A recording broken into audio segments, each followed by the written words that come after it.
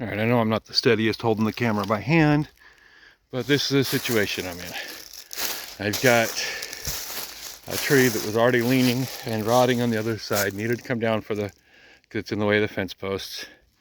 And you can see it's nearly sunset. Shadows are long, sun's behind me.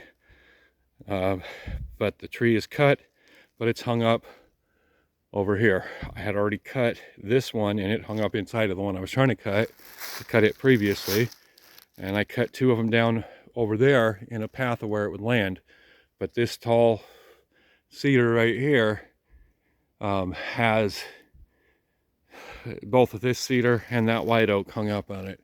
So I'm going to try to pull this little cedar, well, not little, but not big, but this medium-sized cedar out of that mix and see if I can get that to release enough up there that the white oak falls.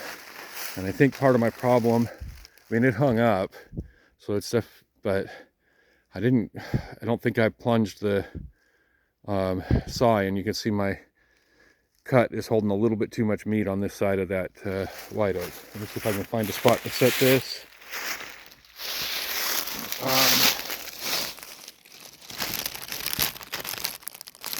I don't know how well you can see that, but we'll go from there. I'm going to crank on the come-alongs and we'll see if it pulls that cedar out of there.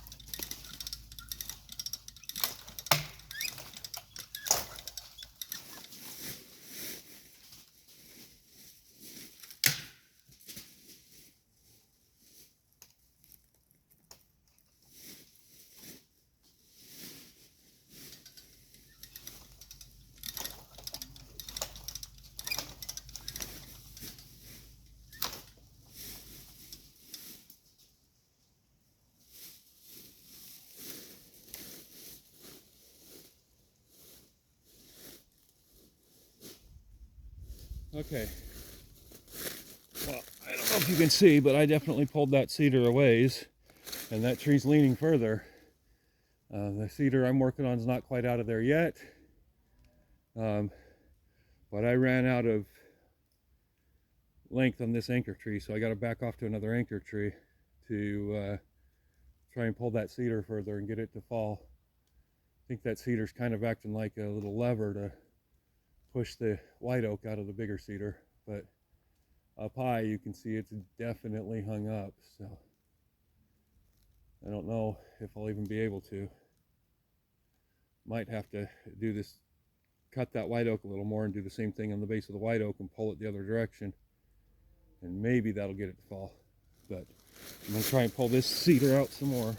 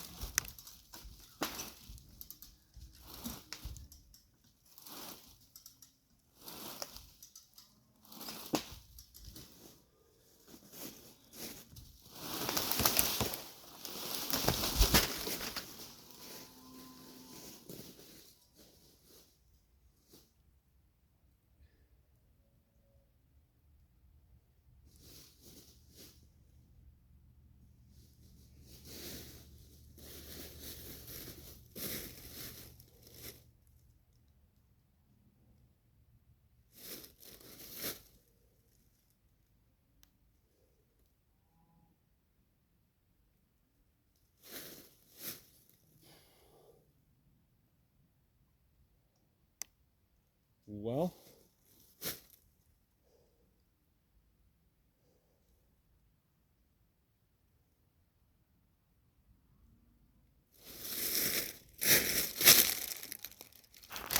let's see. I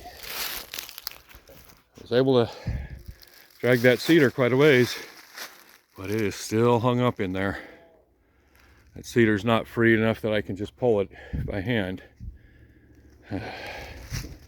Let's see.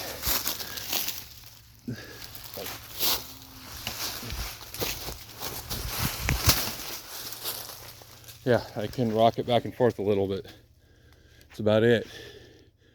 This other cedar should have come down before I attempted that white oak.